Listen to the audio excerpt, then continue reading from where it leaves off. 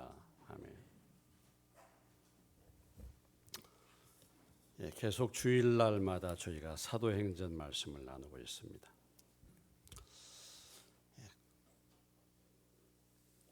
교회가 이제 시작되고 교회의 세력이 커지고 복음이 전파되니까 점점 나타나는 현상은 고난이 심해지고 있습니다.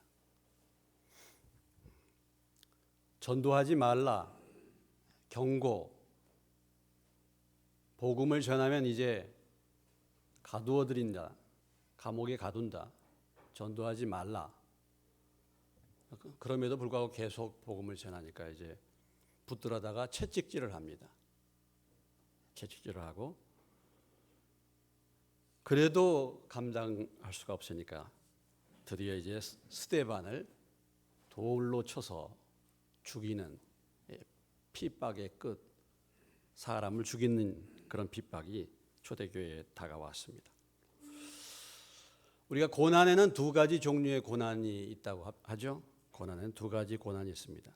베드로전서 2장 20절로 21절에 보면은 죄가 있어 매를 맞고 참으면 무슨 칭찬이 있으리요. 그러나 선을 행함으로 고난을 받고 참으면 이는 하나님 앞에 아름다우니라.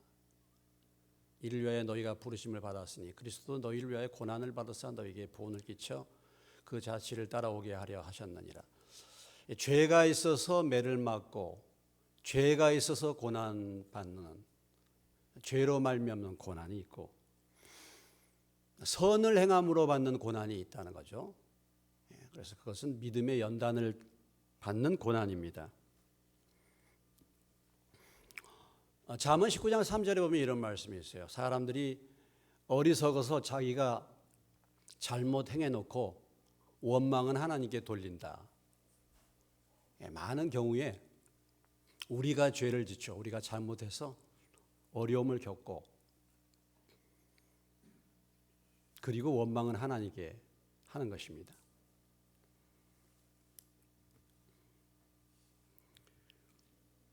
죄의 고난을 통해서 우리가 배울 수 있는 여러 가지 교훈들이 있을 수 있는데, 죄가 정말 무섭다. 죄의 고통. 물론 죄를 지으면서 죄의 고통을 통해서도 죄를 깨닫지 못한 사람들이 많이 있죠. 왜냐하면 죄에는 즐거움이 있습니다. 그러니까 우리가 죄를 지으면서도 그 고통을 알지 못할 수 있어요. 그러나 죄는 항상 나중에 보면 큰 고통으로 그 열매가 맺게 되는 것이죠.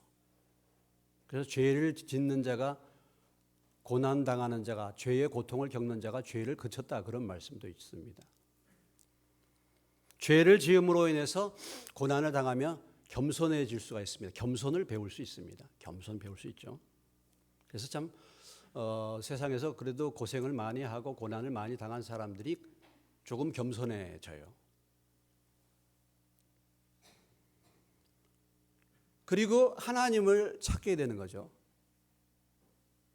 지금 전 세계가 이렇게 코로나19로 다 중단이 됐습니다만 이런 일을 통해서 정말 하나님을 찾는 사람들이 있겠죠. 신앙생활 하다가 멀리 하나님을 떠났던 사람들, 하나님 앞에 돌아올 수도 있습니다. 인간으로 하여금 겸손하도록 말씀하신 거 아니겠습니까? 겸손하도록.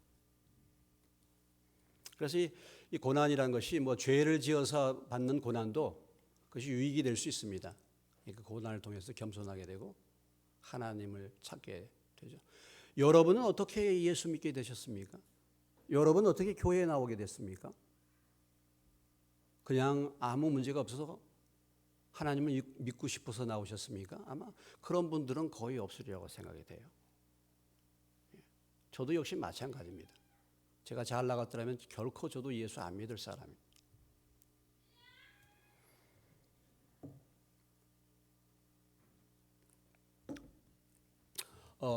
선을 행하는데, 믿음의 삶을 살고자 하는데 연단의 고난이 또 있습니다. 연단의 고난. 신명기 8장 2절에 보면은 하나님께서 이스라엘 백성들을 애굽 땅에서 인도한 다음에 광야의 길로 그들이 인도하셨죠. 내 하나님 여호와께서 이 40년 동안에 내게 광야길을 걷게 하신 것을 기억하라. 이는 너를 낮추시며 너를 시험하사 내 마음이 어떠한지 그 명령을 지키는지 지키지 않는지 알려 하심이라. 하나님이 이스라엘 백성들을 구원한 다음에 좋은 길로 가는 게 아니고 광야의 길로 인도하셔서 연단의 고난이죠. 그래서 우리를 낮추시고 우리의 마음이 하나님 말씀을 순종하는지 안 하는지 연단을 받게 하셨다. 그래서 시편에 보면은 시편 고난 받는 것이 고난 당하기 전에는 내가 그릇 행하였더니 이제는 주의 말씀을 지킵니다. 고난을 통해서 배운 것이죠. 그래서 고난 받는 것이 내게 유익이라 그랬습니다. 그로 말미암아 내가 주님의 율례를 배우게 되었습니다. 하나님의 귀한 일꾼들은 다 이렇게 연단을 받았어요. 고난을 받았습니다. 그냥 신앙생활도 그냥 되어지는 것이 아니죠. 이런 연단이 필요하죠. 반드시 연단을 받아야 됩니다. 모세, 위대한 하나님의 일꾼 종 모세는 80년 연단이에요. 좀 더 규모를 줄인다면 미디안 광야에서 40년 동안 하나님이 그로 하여금 양만치도록 하게 만드셨어요. 큰 오랜 기간의 고난을 겪어서 그 백성들을 인도할 수 있는 그런 일꾼으로 사용하신 것이죠.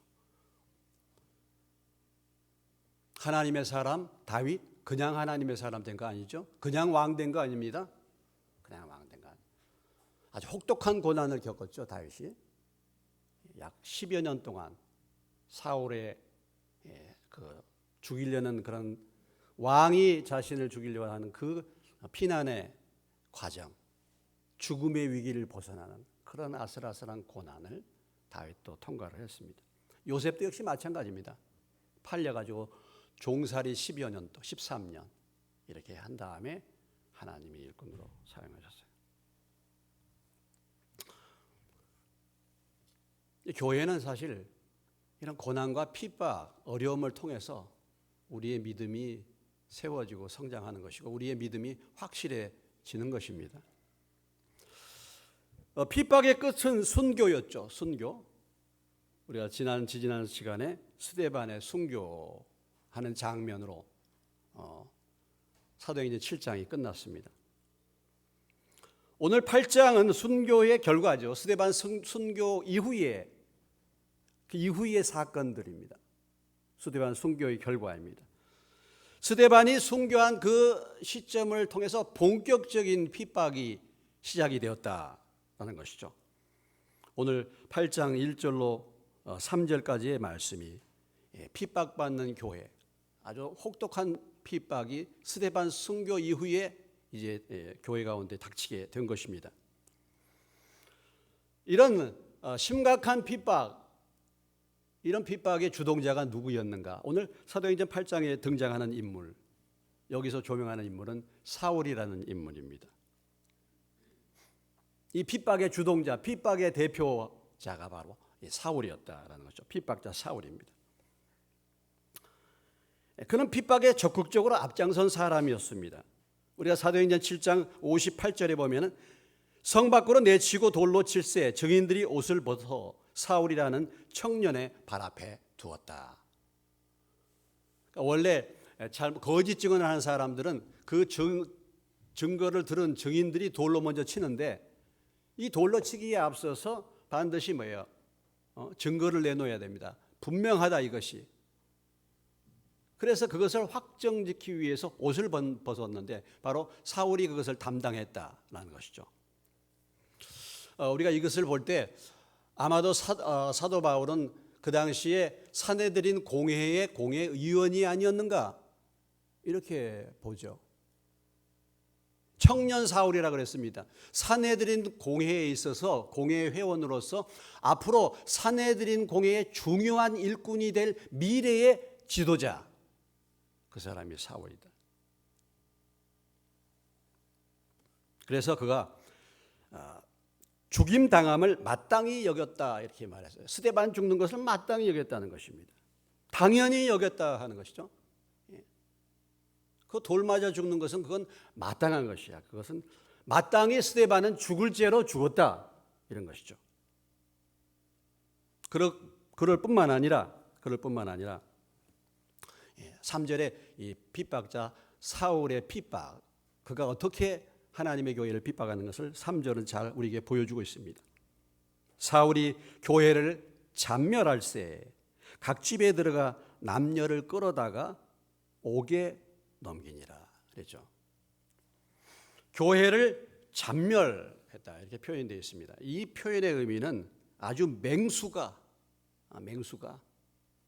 모기를 잡아먹기 위해서 이렇게 채어서 갈기갈기 찢는 그런 단어입니다. 잔멸이라는 단어. 씨를 말리는 거죠. 그냥 뭐 조금 하는 게 아니고 교회 그냥 예수 믿는 사람들 100집이 있다 그러면 뭐 절반 이렇게 하는 것이 아니고 그들을 붙잡는 것이 아니고 여하튼 씨가 말라질 때까지 교회가 완전히 황폐될 때까지 모든 교회가 문을 닫을 때까지 여하튼 예수 믿는 사람들이 존재하면 그 사람 한 사람이라도 끝까지 추격해가지고 붙잡아서 다 감옥에다가 집어넣는다 이런 표현입니다. 포악한 핍박자죠.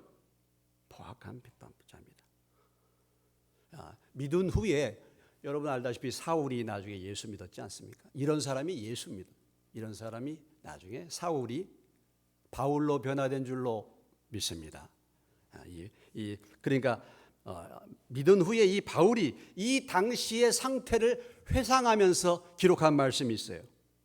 갈라디아서 1장 13절로 14절의 말씀에 보면 내가 이전에 유대교회에 있을 때 행한 일을 너희가 들었거냐 하나님의 교회를 심히 박해하여 멸하고 내가 내 동족 중 여러 영갑자보다 유대교를 지나치게 믿어 내 조상의 전통에 대하여 더욱 열심히 있었으나 본인이 예수 믿고 나서 그게 고백입니다. 과거에 이전에 유대교를 믿을 때 하나님의 교회를 심히 박해하고 멸했는데 왜 그런가? 내가 우리 유대교를 너무 지나치게 믿었다.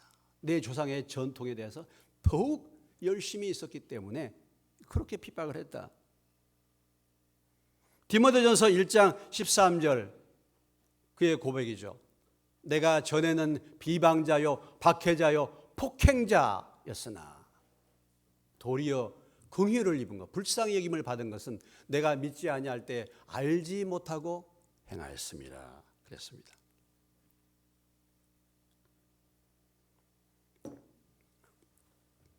바울은 극유대교주의자죠. 아주 극우파, 극좌파까지 그러나 대부분의 유대인들도 역시 마찬가지였죠. 이 산헤드린 공회에 있는 모든 지도자들이 다 마찬가지였습니다. 그래서 사도 바울이 로마서 10장 2절로 3절에 그들의 상태를 정리해 주고 있는 말씀에 보면 내가 증언하노니 그들이 하나님께 열심히 있으나 올바른 지식을 따른 것이 아니니라. 하나님의 의의를 모르고 자기 의의를 세우려고 힘써 하나님의 의의에 복종하지 아니했다 그랬습니다. 그러니까 말씀은 박사예요. 우리가 산헤드린 공회의 사람들, 서기관들 또 이 바울을 생각하면 하나님의 말씀의 박사입니다. 말씀의 정통한 사람이에요. 지식으로는 박사인데 문제가 무엇입니까? 예수를 모르는 것이죠. 예수를. 빌립보서 3장 5절로 6절에서 바울이 본인 자신에 대해서 잠깐 얘기하죠.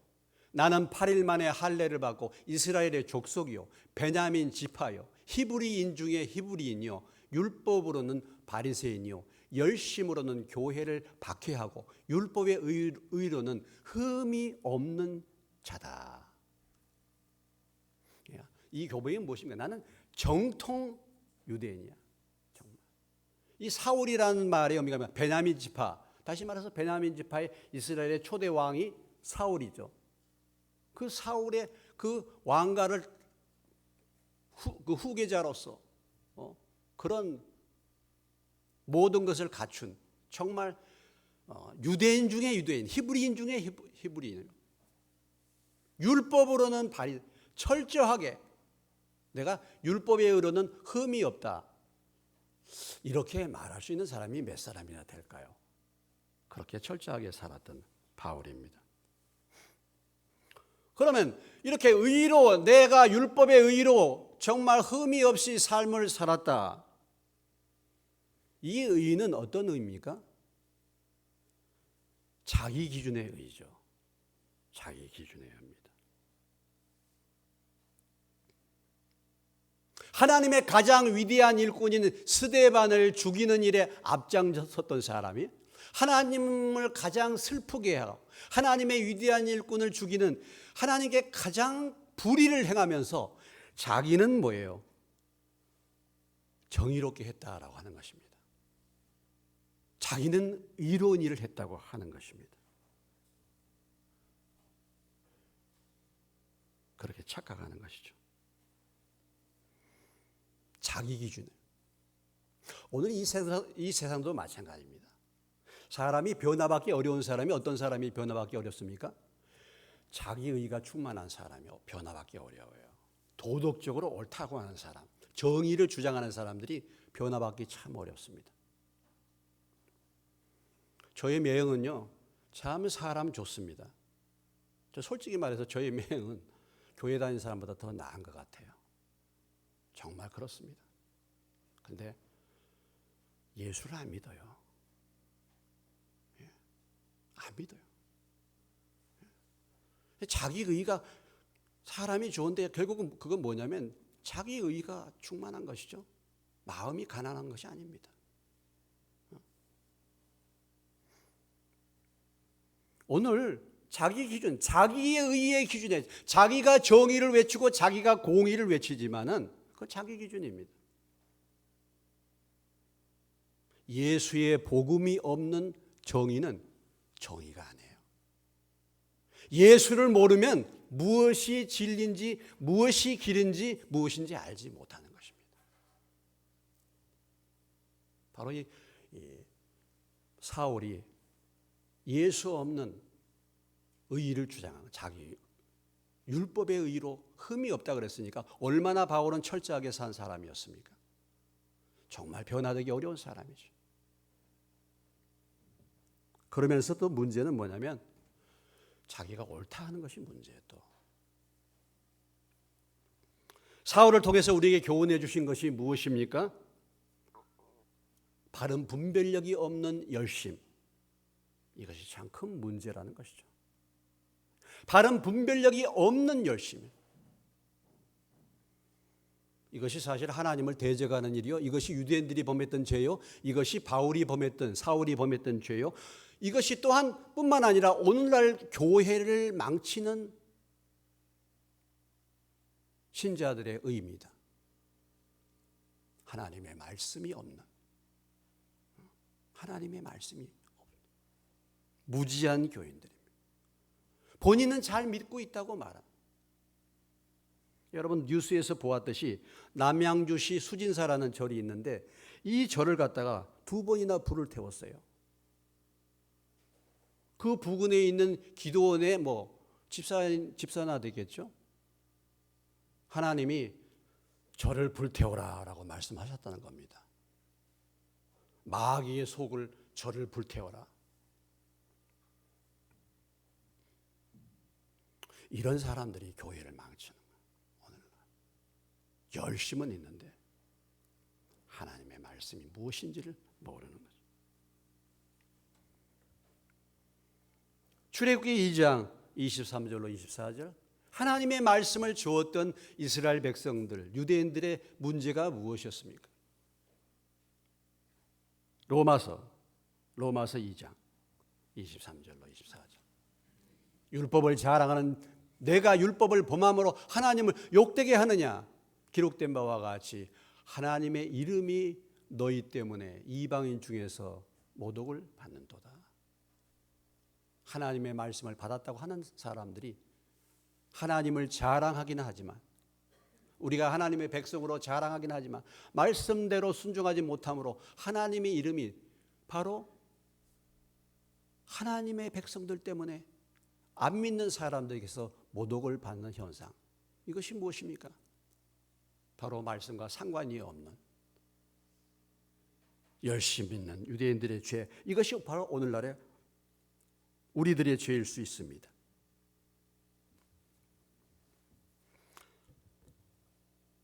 나의 신앙생활이 어떠한지 여러분. 열정이 없는 신자도 문제죠. 오늘 바울은 그래도 참 열정이 있지 않습니까?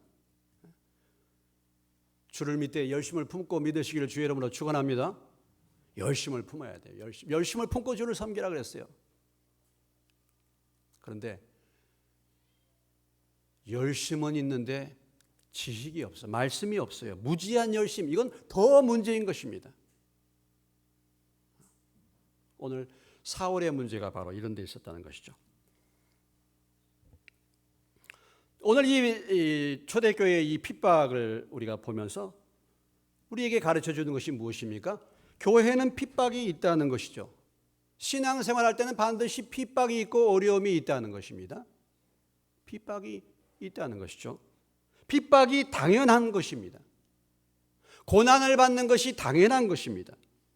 마태복음 10장 16절로 23절에 예수님께서 장차 예수 믿는 사람들에게 이런 고난이 올 것을 말씀하셨죠. 보라, 내가 너희를 보냄이 양을 이리 가운데 보낸 것 같도다. 그러므로 너희는 뱀같이 지혜롭고 비둘기같이 순결하라. 사람들을 삼가라. 그들이 너희를 공회에 넘겨주겠고 그들의 회당에서 채찍질하리라. 또 너희가 나로 말미암아 총독들과 임금들 앞에 끌려가리니 이는 그들과 이방인들에게 증거가 되게 하려 하심이라. 너희를 넘겨줄 때 어떻게 또는 무엇을 말할까 염려하지 말라. 그때 너희가 할 말을 주시리니 말하는 이는 너희가 아니라 너희 속에서 말씀하시는 이 곧 너희 아버지의 성령이시라. 장차 형제가 형제를, 아버지가 자식을 죽는 데 내주며 자식들이 부모를 대적하여 죽게 하리라. 또 너희가 내 이름으로 말미암아 모든 사람에게 미움을 받을 것이나 끝까지 견디는 자는 구원을 얻으리라. 이 동네에서 너를 박해하거든 저 동네로 피하라. 내가 진실로 너에게 이르노니 이스라엘의 모든 동네를 다 다니지 못하여서 인자가 오리라. 우리가 구약의 성경을 보고 이스라엘의 역사를 보면요, 핍박의 역사, 핍박의 역사예요. 믿는 사람들, 믿음을 제대로 살고자 하는, 믿음으로 살고자 하는 사람의 핍박의 역사입니다. 베드로전서 4장 12절로 16절의 말씀에 보면은 마땅히 고난받는 것, 그것은 당연한 것이다. 디모데후서 3장 11절로 12절의 말씀, 무릇 그리스도 안에서 박해를 받은가 고난과 또한 안디옥과 이고니온과 루스드라에서 당한 일과 어떠한 박해를 받은 것을 내가 과연 보고 알았거니와 주께서 이 모든 것 가운데서 나를 건지셨느니라. 12절 같이 따라서 읽겠습니다. 무릇 그리스도 예수 안에서 경건하게 살고자 하는 자는 박해를 받으리라 그랬어요. 예수 믿으면 핍박을 받고 고난을 받는 것이 당연한 것이죠. 데살로니가 교회에서는 처음 예수 믿는 사람들에게 장차 고난이 있을 것을 말했어요. 여러분, 예수 믿으면 잘 되고 형통하고 그런 거 아닙니다. 예수 믿으면 고난이 있어요. 어려움이 있어요. 물론 그 고난과 연단을 통과할 때 하나님이 주시는 은혜가 있겠지만은 예수 믿으면 항상 형통하는 것이 아닙니다. 예수 믿으면 만사가 형통하는 게 아니에요. 예수 믿으면 어려움이 딱 따르는 것입니다. 오늘날 우리 교회의 문제가 무엇입니까? 우리들의 문제가 무엇입니까? 고난과 핍박과 어려움이 없는 거예요. 오늘 우리 교회가 가장 경계해야 될 것은 고난과 핍박과 어려움이 없는 것입니다. 그렇기 때문에 교회가 점점 힘을 잃어가고 있는 것이죠. 왜 그렇습니까? 왜 고난과 핍박과 어려움이 없습니까? 뭐 당장에 우리 나라에서 지금 신앙생활 하는 거 크게 핍박받는 게 아니죠. 우리가 다 예배의 자유가 있습니다. 여러분, 제가 인도교회 이제 뭐 이렇게 광고를 드렸는데 인도교회 얼마나 핍박을 많이 받습니까? 인도교회는요, 붙들려가고 나라에서 뭐 물론 제재를 가할 뿐만 아니라 그 동네 옆에 있는 힌두교인들이 다 들어와 가지고 얼마나 많이 핍박하는지, 생명의 위협을 받고. 인도 교회의 지도자들은 교도소를 몇 번 갔다 온 사람들이에요. 그렇기 때문에 그들은 결사적으로 믿습니다. 중간지대가 없어요. 중간지대가. 핍박과 어려움이 오면 우리의 신앙이 분명하게 갈라지는 거 아니겠습니까? 분명하게. 근데 오늘날 우리들의 문제는 뭐냐면 고난과 핍박과 어려움이 없는 거예요. 그 이유가 무엇입니까? 자기 십자가를 지려고 하지 않기 때문에 그런 것이죠. 누가복음 9장 23절에 예수님께서 제자들에게 말씀하셨습니다. 아무든지 우리에게 이르시되 아무든지 나를 따라오려거든 자기를 부인하고 날마다 제 십자가를 지고 나를 따르라.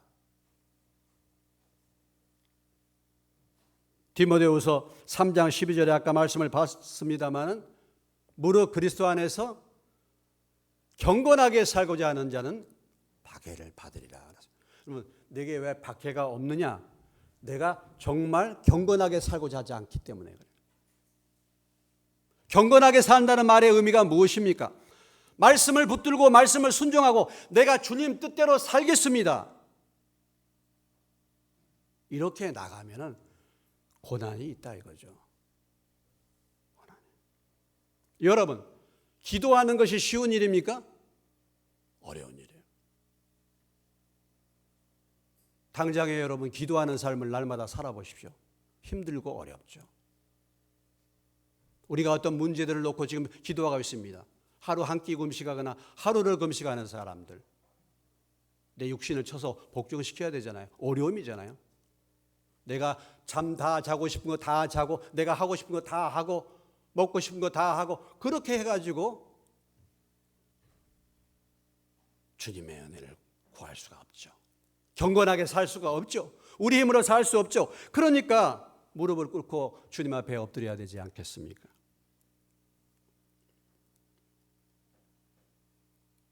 핍박이 당연한 것이죠. 어려움이 있는 것이죠. 여러분, 이 교회가 세워지는 것이 그냥 세워졌습니까, 여러분? 오늘 우리 교회가 세워지기까지 여러분 어떤 고난과 어떤 어려움들이 있는지 여러분 잘 아시죠? 그냥 세워진 것이 아닌 것입니다. 과연 경건하게 하나님의 말씀대로 살고자 하는 그 삶을 위해서 여러분들이 고난받기를 원하는가?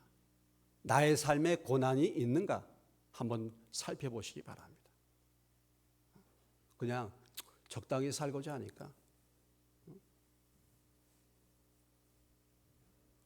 자녀들이 믿음을 떠납니다. 자녀들이 믿음이 없습니다. 가족이 믿지 않습니다. 그걸 보고 가만히 지내고 있거든요. 그렇습니까, 여러분? 저는 제 동생이 예수 안 믿고 참 방황하고 술만 먹고 그래가지고 너무 안타까워서 3일을 금식하다가 제가 쓰러졌거든요. 3일 금식하다가 쓰러져가지고 이 세면 바닥에 제 턱을 갖다가 부딪혔는데 깨어나고 보니까 제 윗니빨이 아래 입술을 뚫었습니다. 참 하나님 은혜로 이가 빠지지 않고 흔들흔들 거렸는데 그때 이 머리를 다쳐가지고요. 제가 이제 이 빙빙 도는 이명이 왔어요. 빙빙 돌아. 일어서기만 하면 빙빙 돌아. 천정이. 여러분이 알다시피 그 전에 제가 너무 머리가 돌아가지고 주일 예배 인도를 못했던 적도 있었습니다. 그러니까 하나님이 그런 동생을 저한테 붙이잖아요. 그래서 교회 나오게 됐지 않습니까, 여러분?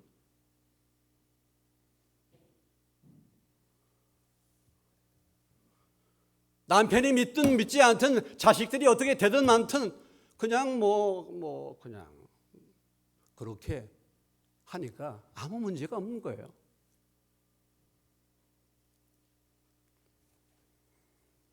오늘 나라의 상태라든지 어떤 주변의 어떤 문제들을 보고 여러분 정말 말씀을 붙들고 살려고 한다면 그냥 지낼 수 없죠. 자, 스데반이 죽었을 때 비참하게 돌에 맞아 죽었는데, 그래도 오늘 본문의 2절에 보면은 경건한 사람들이 스데반을 장사하고 위하여 크게 울었습니다. 그래서 참 믿음의 동료들이 있었죠. 믿음의 동료들이 스데반을 시체를 갖다가 잘 장사를 해 주었습니다.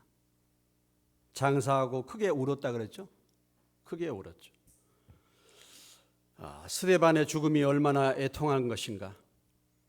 하나님의 나라를 위해서 얼마나 위대한 죽음인가. 그렇죠? 그렇습니다. 세상이 볼 때는 돌 맞아 죽었는데 하나님이 보실 때는 하나님의 나라에서 볼 때는 그것이 위대한 죽음이 되는 거 아니겠습니까?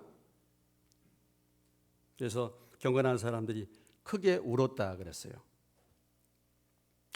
어떤 모임에서는요, 예수 믿고 죽었는데 뭐 그렇게 천국에 갔는데 우냐고 그러죠. 제가 그 전에 어느 모임에 갔더니 예수 믿고 죽어서 천국에 갔는데 뭐 우느냐고, 우리 기뻐서 다 찬송을 부르자고 그러고 울지 못하게 합니다. 그건 성경적이 아닙니다. 오늘 성경에서 뭐라고 말해요? 크게 울었다 그랬어요. 정말 믿음의 사람이 그렇게 비참하게 세상을 떠났는데 믿음의 동료들이 울지 않으면 어떻게 되겠습니까? 장례 치를 때 울어주시기를 바랍니다. 마음에 울음이 나오신 분들은 우셔야죠. 그렇다고 해서 죽는 자들 위해서 너무 또 슬퍼하지 말라 그랬으니까 돌아가셨는데 아이고 이제 가면 언제 와 그렇게 하면서 그렇게는 울지 마세요. 그렇게는 울지 말고.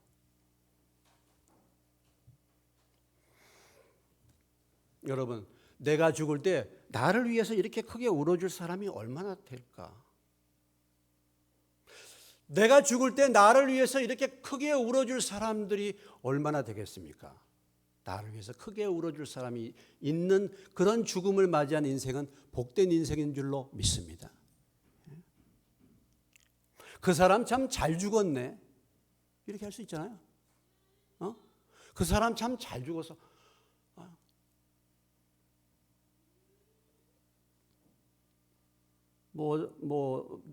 범죄자가 지금 감옥에서 지금 출소한다는데 출소를 앞두고 걱정하잖아요. 그 사람이 다시 나와가지고 또 죄를 지면 어떡할까 다 걱정하고 있지 않습니까?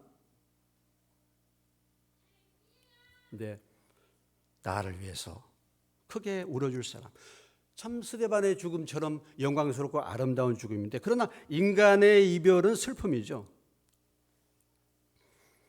여러분 창세기 35장 8절에 가보시면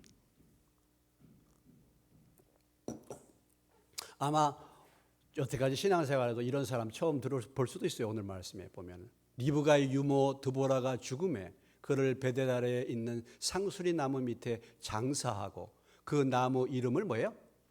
알론 바굿이라 불렀다. 리브가의 유모 드보라가 있던데, 유모죠. 유모니까 종입니다. 여종이죠. 여종이 죽었어요. 여종이 죽었는데 베델 아래 상수리 나무에다가 그 여종을 묻고 나서 그 나무 이름을 알론 바굿이다. 이것은 곡함의 상수리라 그랬어요. 여종이 죽었는데 그 집안에 있는 모든 사람들이 너무 슬퍼했다는 것입니다. 그래서 이 알론 바굿이라는 것은 의미는 곡함의 상수리야. 그러니까 그가 이 유모 드보라가 그 집안에서 얼마나 헌신적이었는가를 보여주고 있는 거예요. 잘 이름이 등장하지도 않고 이렇게 하지만은 자기가 맡은 그 종 노릇, 유모의 노릇을 얼마나 헌신적으로 했으면 그 집안에 있는 사람들이 그의 죽음을 다 슬퍼했겠는가라는 거죠.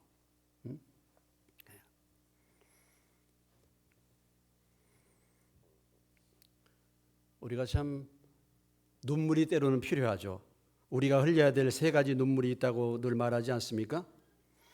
갓난아이에게는 왜 눈물이 없습니까? 갓난아이들이 막 응애하고 막 울고 막 그러는데 눈물이 없어요. 갓난아이는. 왜 눈물이 없어요? 세상 물정을 몰라서 눈물이 없대. 우리가 흘려야 할 값비싼 눈물이 있어요. 값싼 눈물이 있어요. 아니 저는 또 눈물 흘리는데요. 언제요? 하품하고 나서요. 우리가 흘려야 될 정말 값비싼 눈물, 세 가지 눈물이 있다 그러잖아요. 사랑의 감격의 눈물, 주님의 사랑에 너무 감사해서 감격의 눈물, 이 눈물이 우리에게 있어야 되죠. 여러분, 예수 믿어서 주님의 은혜와 사랑을 입고서 감격의 눈물, 그 사랑의 그 눈물을 흘려보신 적이 있으십니까? 이 눈물이 없다고 한다면 예수님을 믿는 게 아니라 예수님을 만난 것이 아닙니다. 정말 예수님을 만났으면 주님의 사랑에 대한 감격의 눈물이 있어요. 예수님을 정말 만났으면 자기의 죄에 대한 회개의 눈물이 있습니다. 이 눈물이 없다고 한다면 아직 예수님을 만난 게 아니에요. 예수를 만났다고 한다면 믿지 않는 영혼에 대한 그런 안타까움의 눈물이 있어요. 이런 눈물이 아직도 없다고 한다면 그 사람은 교회 나와서 뭐 예수 이름을 부르지만 예수님을 진정으로 만난 사람이 아닙니다. 주님을 만나면 이런 눈물이 있어야 돼요. 근데 스데반의 죽음을 보면 스데반이 왜 참 죽었는데 하나님께서 우리가 이해되지 못하는 것은 교회가 지금 한참 성장하고 있는데 이렇게 신실한 일꾼을 불러가나? 아니 스데반을 좀 놔두면은 교회가 더 부흥하지 않겠습니까? 이런 신실한 일꾼을 왜 하나님이 불러가셔요? 지금 이 중요한 일꾼을 불러가시는가? 우리가 이해가 되지 않습니다. 그런 일들이 실제 우리의 삶 속에 있다는 것이죠. 내가 이해하지 못하는 것, 나의 뜻과 하나님의 뜻이 너무 다르다는 것입니다. 우리는 스데반이 살아가지고 그 정말 성령 충만한 스데반이 열심히 전도하고 교회를 살피면 교회가 더 성장할 텐데 그게 아니고 하나님이 스데반을 불러가는 거거든요.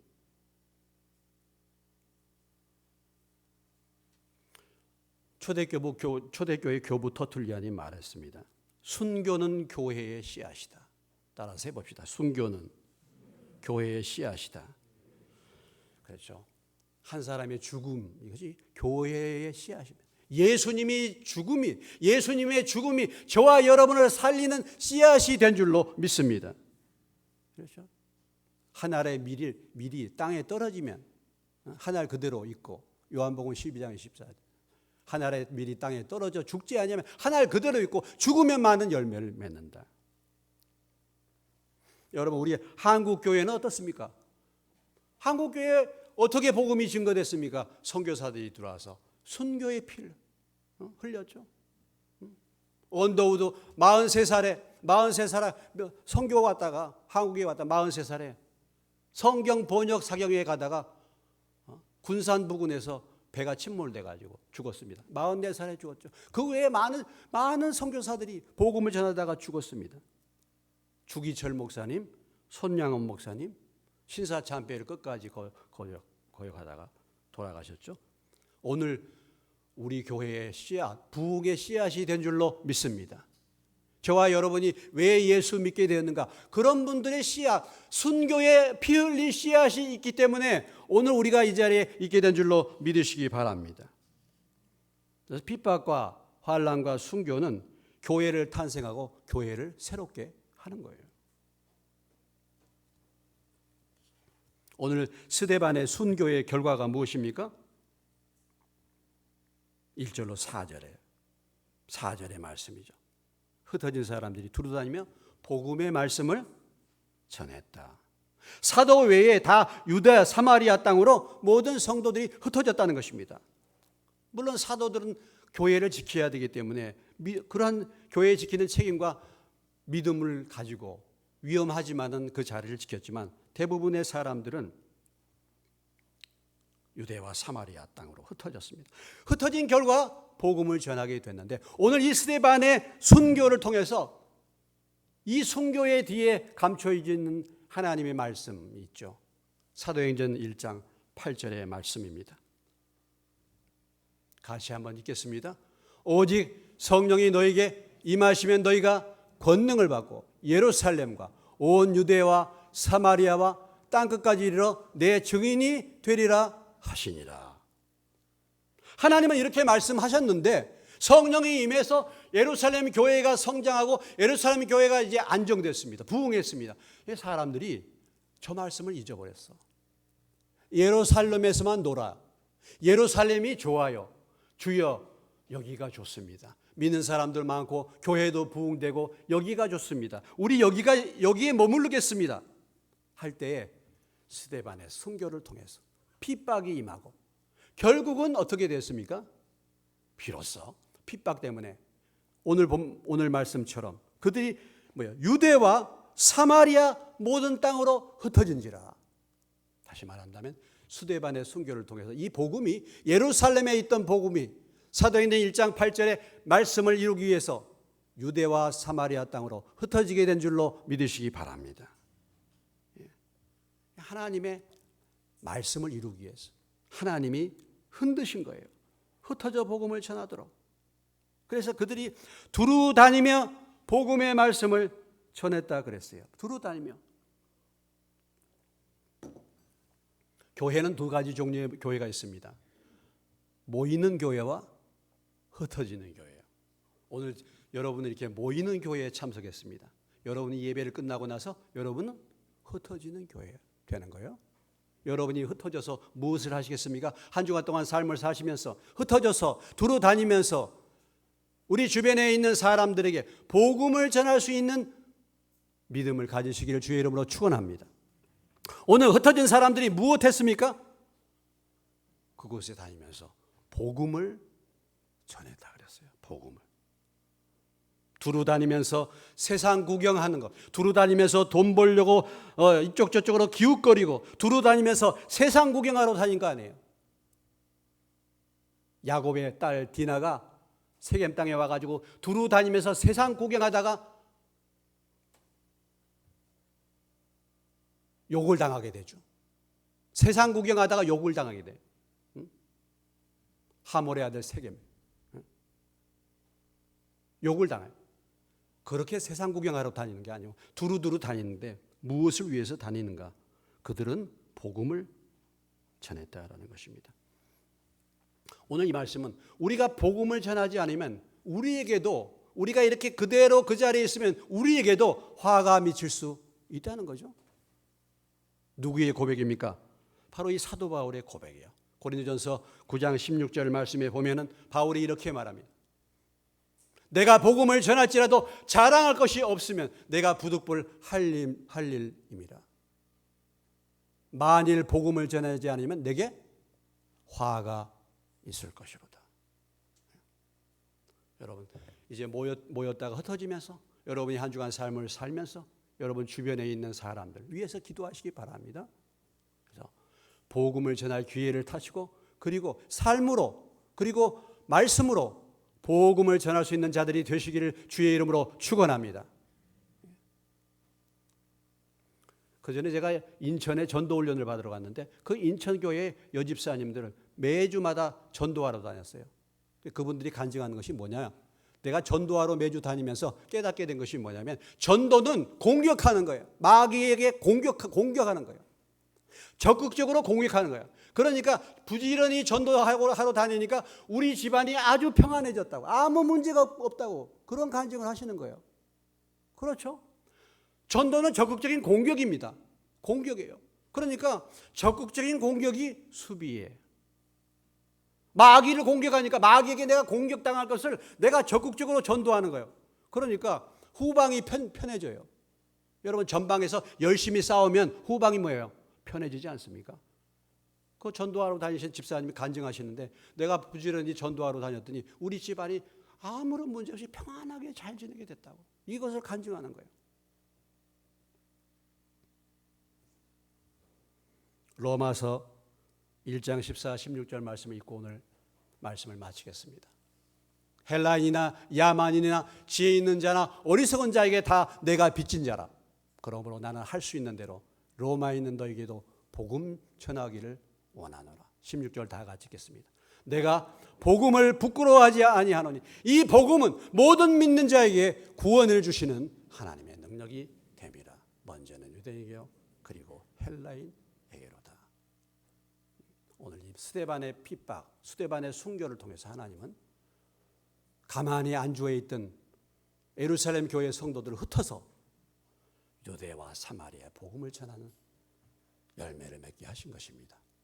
오늘 이 말씀을 통해서 저와 여러분도 흩어져서 복음을 전할 수 있는 그런 믿음의 사람들 되시기를 주의 이름으로